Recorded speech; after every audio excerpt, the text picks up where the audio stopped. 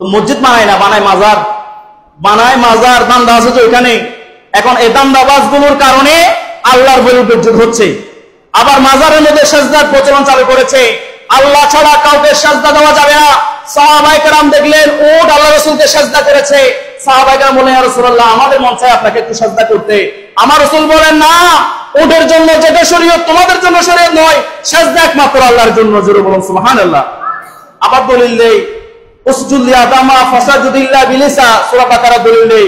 এই আয়াত দ্বারা মূর্খতার পরিচয় দিচ্ছেন আপনি, এই উম্মতে মুহাম্মদের শরীয়তে দলিল দিচ্ছেন। এটা হচ্ছে লোহের জগতের শরীয়ত ছিল। আবার এটা শরীয়তের মধ্যে মানুষ আদম আলাইহিস সালামকে সাজদা দেয় নাই, ফেরেশতারা সাজদা দিয়েছে।